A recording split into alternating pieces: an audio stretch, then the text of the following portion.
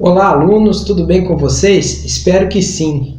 Nessa semana, tendo em vista aí as contenções do coronavírus, para que nós não possamos então estar contribuindo com a disseminação dessa pandemia mundial, teremos aula de um modo diferenciado. Nossa aula de Direito Administrativo acontecerá integralmente em ambientes virtuais. Isso quer dizer que eu estou encaminhando para vocês esse vídeo através de um canal do YouTube.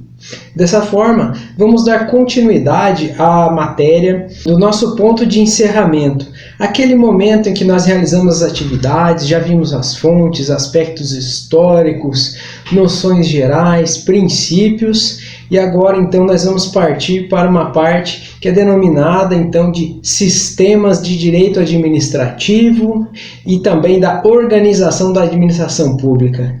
E quando nos vem à mente a situação de um sistema, temos que pensar que a administração pública exerce atividades complexas e que precisa então ter uma rotina muito bem organizada. Isso quer dizer que as execuções dessas tarefas precisam então de uma minuciosa organização para que possa ser otimizada a prestação de serviços e também para que possa ser desempenhada da melhor maneira possível a parte da atuação interna da administração pública, como que se organizam essas rotinas, esses trabalhos, a forma como o servidor público vai prestar o serviço dele e vai exercer então as atribuições do cargo dele. Então, pessoal, dando continuidade a essa situação do servidor público, podemos inferir que há sistemas que regulamentam a atuação do servidor público. Temos o sistema remuneratório, temos o sistema disciplinar,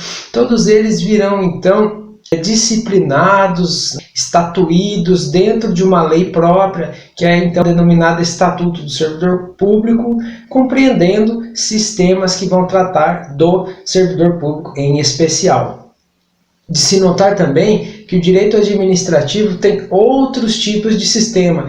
Podemos citar o sistema normativo, o sistema organizacional, o sistema disciplinar do servidor, o remuneratório, o sistema de aquisição de bens e serviços, contemplado então na Lei de Licitações e Contratos e suas alterações, o sistema de prestação de serviços, que é aquele no qual a administração pública, o Estado, então, disponibiliza os serviços públicos que são fruídos por todos os cidadãos. E também temos o sistema patrimonial, que vai tratar dos bens públicos, do seu regime de disposição, da forma de utilização e como que particulares podem ter acesso a eles. De se notar que o ente político, portanto, que é aquele ente que possui a capacidade de auto-organização e de auto-legislação, ele pode ser entendido da seguinte maneira: sistema judiciário, sistema executivo e sistema legislativo.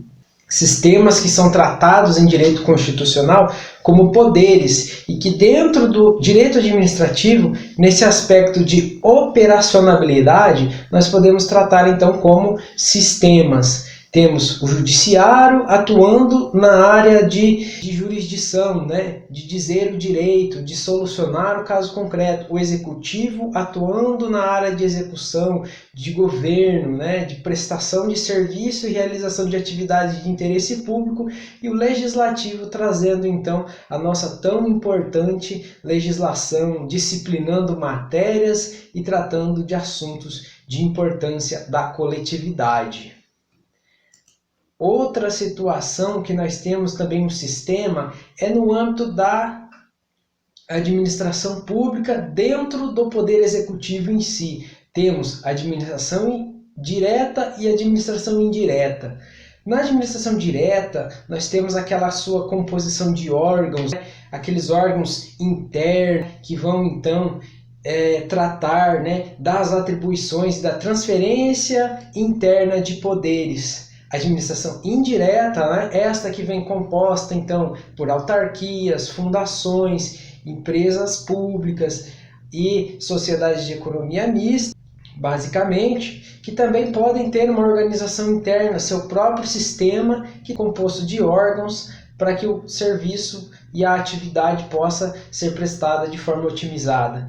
Temos ainda o sistema executivo com administração direta e indireta, e em âmbito municipal, restrito, executivo e legislativo. Cabe lembrar que os entes municipais inseridos no federalismo de terceiro grau não possuem um poder judiciário próprio,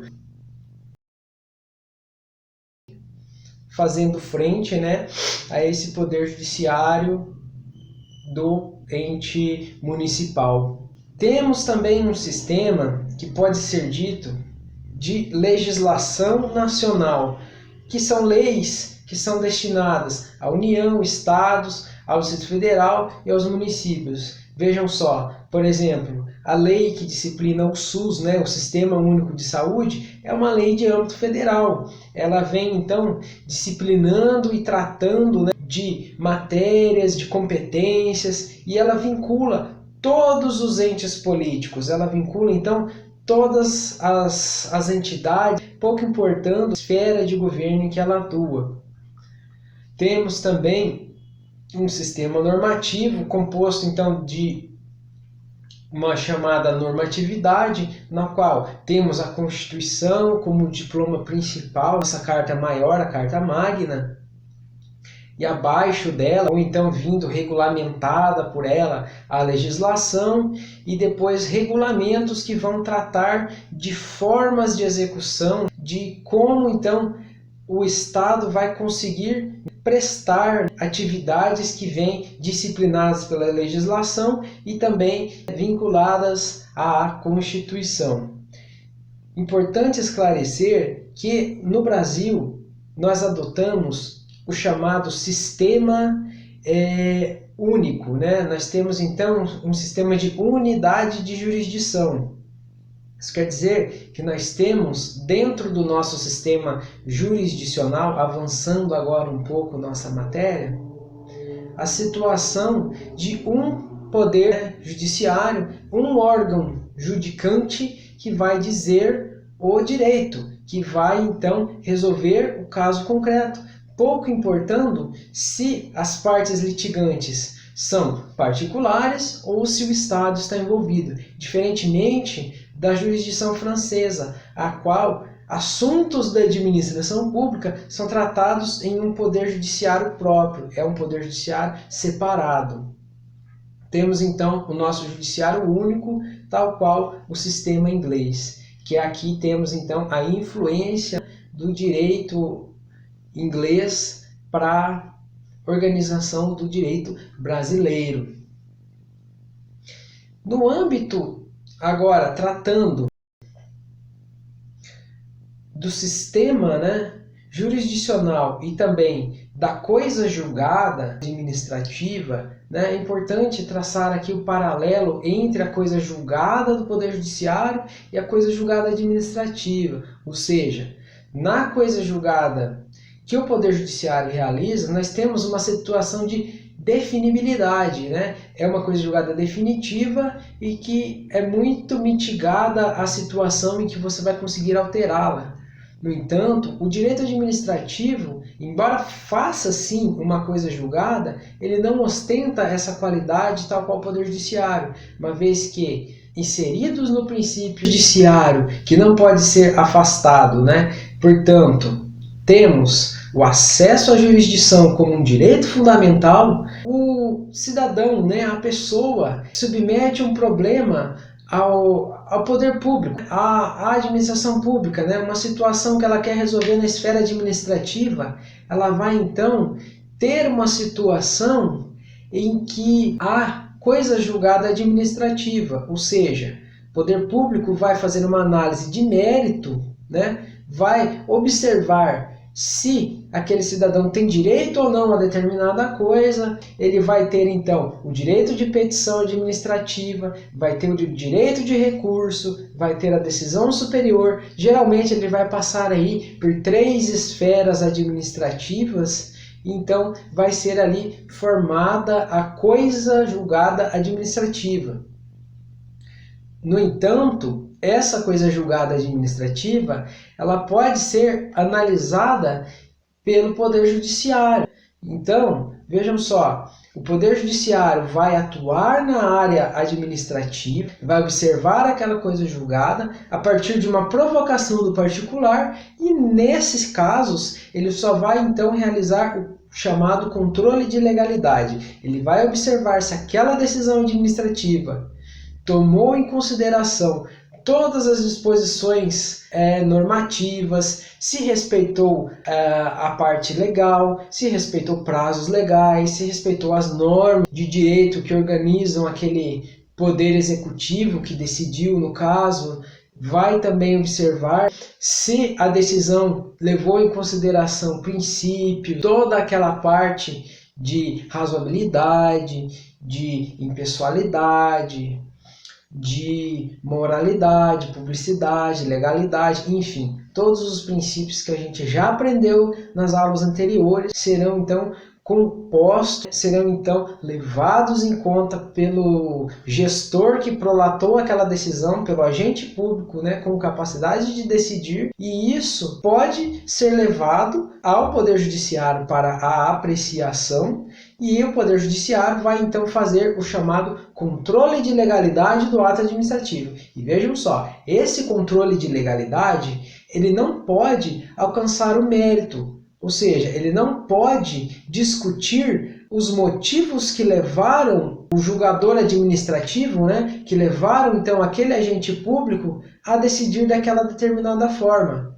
O Poder Judiciário vai se pautar na legalidade do ato praticado, se não houve abuso, se não houve autoritarismo, se não houve arbítrio por parte da administração pública, e nesse sentido ele pode confirmar a decisão administrativa, ou então ele pode desconsiderá-la, e então, por conta desse controle de legalidade, realizar ali a alteração dessa decisão, mas nunca alcançando o mérito, porque se ele fizer isso, ele vai acabar violando a separação dos poderes.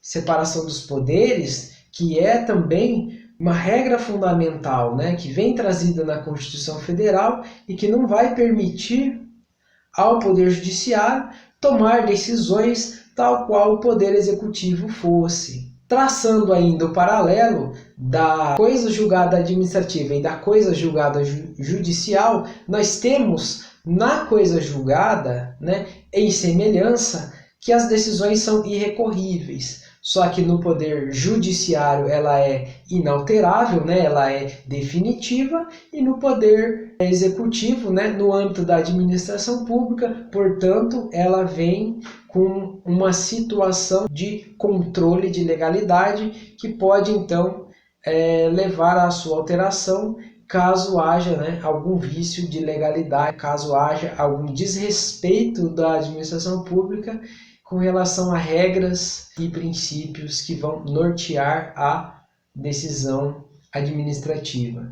Dessa forma, na via administrativa, não se tem uma situação excluída, porque a inafastabilidade do judiciário vem então como um direito fundamental. Temos 4 hipóteses nas quais é necessário o esgotamento da via administrativa. E essas 4 hipóteses, elas são exceções, então, elas vão determinar que a pessoa se submeta à administração pública, e elas são muito bem justificadas. A primeira hipótese que nós temos são as ações relacionadas à justiça desportiva, que vêm descritas no artigo 217, parágrafo 1º da Constituição Federal. Isso porque a justiça desportiva é um órgão administrativo, ou seja, não integra o Poder Judiciário, integra a administração pública, de forma que a sua decisão precisa, então, ser esgotada na via administrativa, e a partir disso ela é judicializada por aquele viés do controle de legalidade. A segunda hipótese de exceção à inafastabilidade do judiciário, ou seja, na qual a pessoa vai ter que se submeter à decisão da administração pública para só então procurar o Poder Judiciário, é a reclamação perante o STF de um ato ou omissão administrativa que contrarie a súmula vinculante, o que vem descrito no artigo 7º, parágrafo 1º, da Lei 11.417 de 2016. Nessa situação, nós temos uma reclamação que só pode ser levada ao STF a partir do momento que esteja exaurida aquele sistema recursal da administração pública. Então, o gestor ele vai exercer sobre aquele ato que, em tese, contraria súmula vinculante, toda a autotutela. Vai ter a possibilidade de fazer o controle do ato dentro do âmbito da administração, para só então, com uma confirmação de um equívoco, de uma contrariedade à súmula vinculante, esse ato seja então encaminhado ao Poder Judiciário, via STF, mediante reclamação. A terceira hipótese é o pedido de indeferimento das informações pessoais. Temos aqui então a figura do habeas data. E para que o habeas data, consiga então preencher os requisitos, condições da ação sob pena de carência, é necessário que a informação tenha sido negada, que o pedido tenha sido administrativamente negado, para que a pessoa tenha o direito a receber a informação pessoal que o poder público mantém dela, tenha então esse direito violado, para que possa surgir então a situação de cabimento do habeas data sob pena de carência de ação. E essa situação de exceção a nosso sistema de inafastabilidade do judiciário vem reafirmada pelo STF. Embora a gente tenha uma situação de carência de ação, tendo em vista que esta decisão foi então prolatada em um momento anterior à vigência do nosso novo CPC, o CPC de 2016, hoje seria mais apropriado falar em interesse de agir. Basta pensar qual interesse de agir tem uma pessoa a qual o direito sequer foi negado na via administrativa. O que justifica o ingresso judicial de forma liminar? E então a nossa quarta e última situação em que tratamos de uma exceção à inafastabilidade do judiciário, ou seja, uma hipótese na qual necessariamente se teria que passar pela esfera administrativa, é a situação do requerimento prévio ao INSS em relação a ações de concessão de benefícios previdenciários. Mais uma vez a gente tem aqui aquela situação do interesse de agir que pode ser violado, porque o cidadão ele pode requerer administrativamente o benefício e esse benefício pode ser deferido. Nesse sentido, havendo o deferimento administrativo, não há razão, não há um porquê, não há motivo para que ele ingresse no judiciário. E isso veio então, mais um entendimento jurisprudencial do nosso STF no recurso especial 631.240 de Minas Gerais. São esses, então, situações que trazem a exceção à regra de inafastabilidade do judiciário, tornando necessária a participação em um processo administrativo antes de um ingresso direto na via judicial. Temos também, nessa situação de sistema jurisdicional e de coisa julgada administrativa, que o controle judicial, mais uma vez aqui reafirmando, ele não vai avançar sobre o mérito da decisão. Então, temos a diferenciação do ato administrativo, que é aquele que vai ter critérios de legalidade, de formalidade, de objeto, enfim, são os critérios que são analisados pelo Poder Judiciário, tendo em vista o controle judicial, e temos também o ato político que não se submete ao crivo judiciário, ou seja, as opções que a administração pública realiza no momento da formatação das políticas públicas, em regra, elas não são submetidas ao Poder Judiciário, porque tratam-se de atos políticos, não são então atos administrativos propriamente ditos. No âmbito da organização da administração pública, temos que a administração ela vai então se basear na multiplicidade de atividades do Estado, né?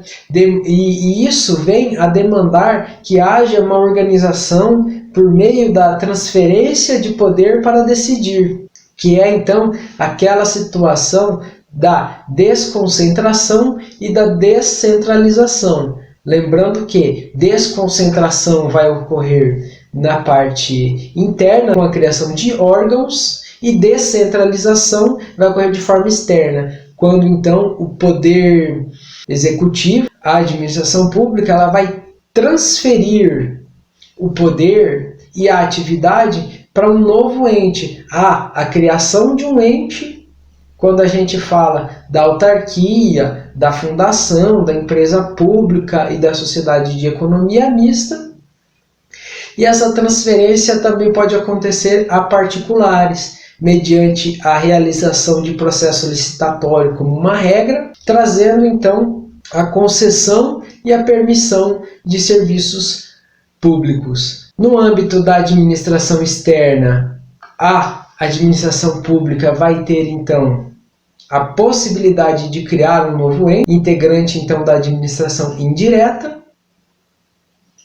Lembrando que entidades políticas são os entes políticos, né, que são aqueles 4 entes políticos: União, Estado, Distrito Federal e município, federalismo de 3º grau, e as entidades administrativas são então integrantes da administração indireta.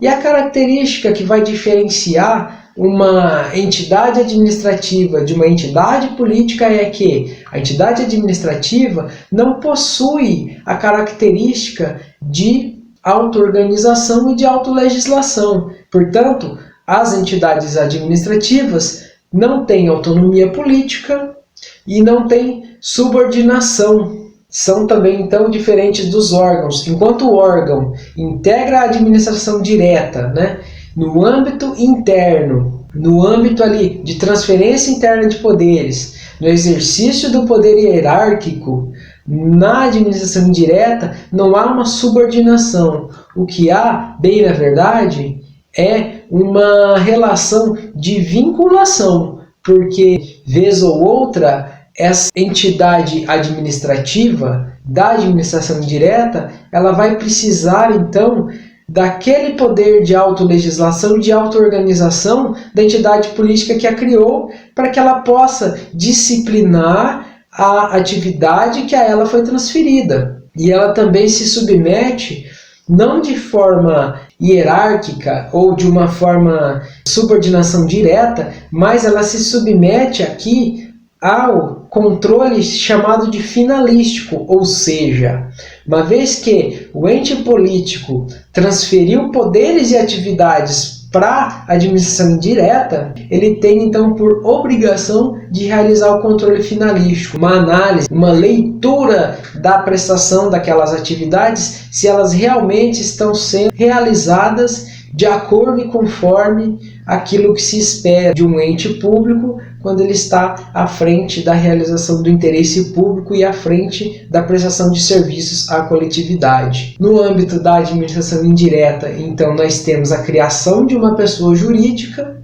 e essa pessoa jurídica ela possui autonomia administrativa, autonomia financeira, e ela também possui uma finalidade específica. São características da administração indireta, que são então referenciais para que a gente possa diferenciar a administração direta da administração indireta. Dentro da administração pública há a organização interna, com a figura do órgão público. E o órgão público, ele surge então para nós como uma unidade interna de desempenho de uma atividade da administração pública. Ele vem dotado de competências e atribuições, mas ele tem uma autonomia delimitada. Vejam só, ele se submete então hierarquicamente ao superior. Vai existir então um superior que vincula-se ao órgão no sentido de realizar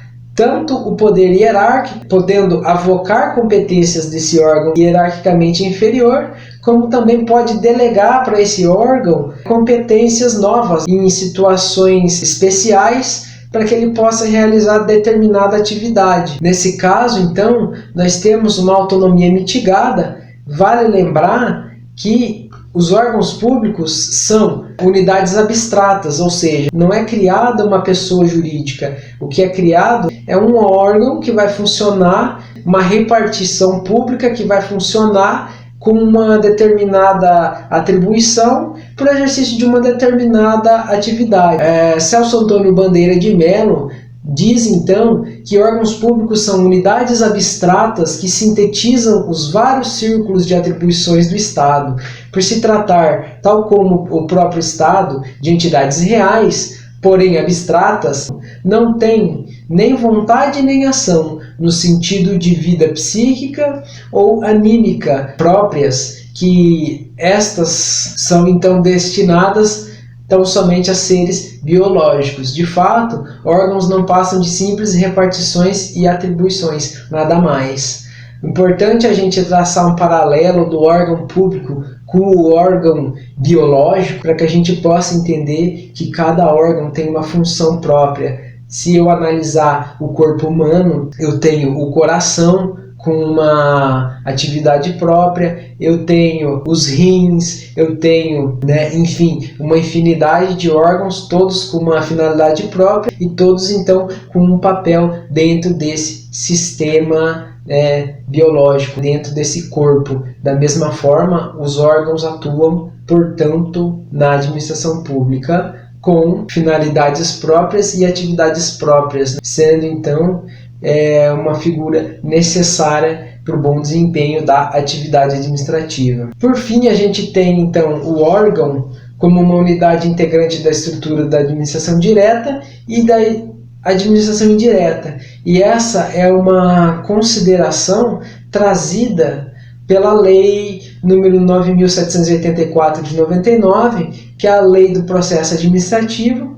No artigo 1º, parágrafo 2º, inciso 2, temos então a definição legal do que vem a ser o órgão público. Ainda dentro desse emaranhado de estudo do órgão, nós temos então teorias sobre as relações do Estado com os agentes públicos. E essas teorias se dividem em 3. Nós temos a teoria do mandato, a teoria da representação e a teoria do órgão.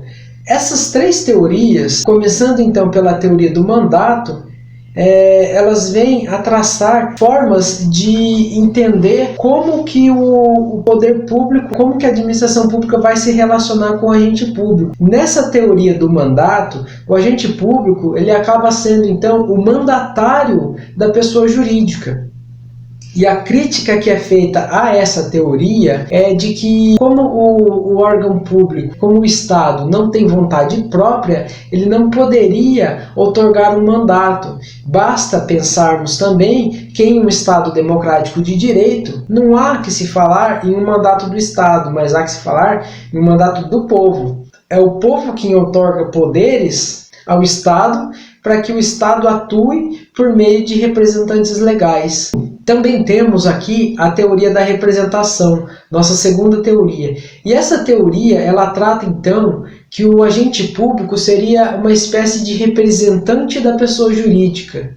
Ou seja, nós teríamos a administração pública equiparada àquela figura do direito civil do incapaz. E esta justamente é a crítica que é feita. Uma vez que temos a administração pública como um ser que não é dotado de vontade, mas que precisa realizar o interesse público, eu não posso então tratá-lo como se um incapaz fosse. Eu não posso então atribuir à administração pública uma situação que vai então desprestigiar toda a nuance que ela possui, toda a importância que ela possui para a sociedade, e tratar então o agente público como uma espécie de tutor ou curador dela. Eu estaria então depreciando a figura da administração pública. Por isso também que essa teoria ela vem muito criticada e ela também não é aceita. E por fim temos então a terceira teoria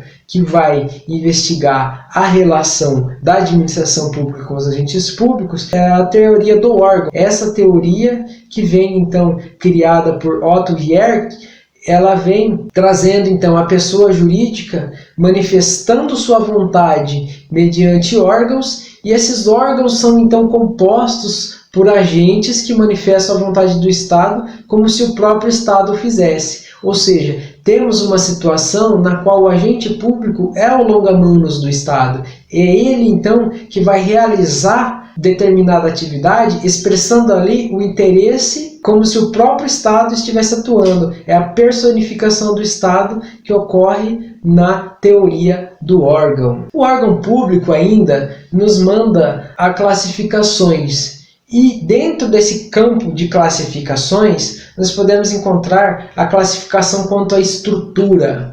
O órgão público ele pode ser, então, classificado quanto à estrutura como um órgão simples ou como um órgão público colegial. No órgão público simples, a decisão é prolatada por uma única autoridade administrativa dotada de poder de decisão, ao passo que, no órgão colegial, é necessário que haja deliberação, porque o modo de organização de um órgão público colegial ele exige a participação de diversas autoridades com poderes de decisão.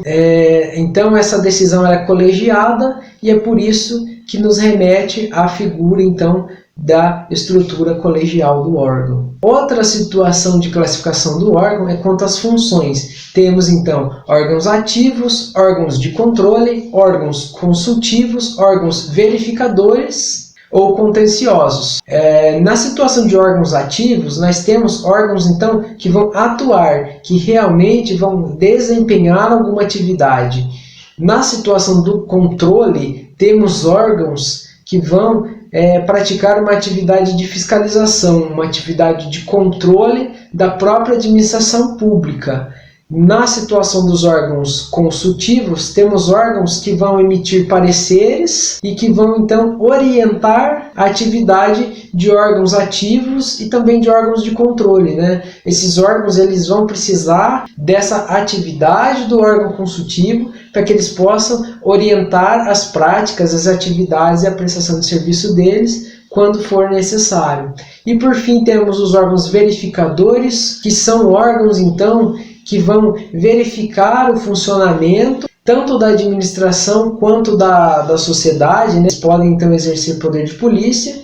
E os órgãos aqui contenciosos são geralmente órgãos que vão ficar incumbidos de decidir litígios administrativos, por assim dizer. São as comissões disciplinares, são as comissões de processo administrativo, que vão então emanar decisões para realizar toda essa parte contenciosa da administração pública. Passando então às características dos órgãos públicos, temos como características as competências, que vem então como uma espécie de demarcação de poder, nas palavras do Celso Antônio Bandeira de Mello, porque são então atribuídas competências aos órgãos para que ele possa cumprir os seus deveres. Então temos a situação de que deveres dos órgãos são deveres-poderes, porque os poderes só existem para que sejam desempenhados os deveres. São vinculados, portanto, à finalidade para a qual foram instituídos.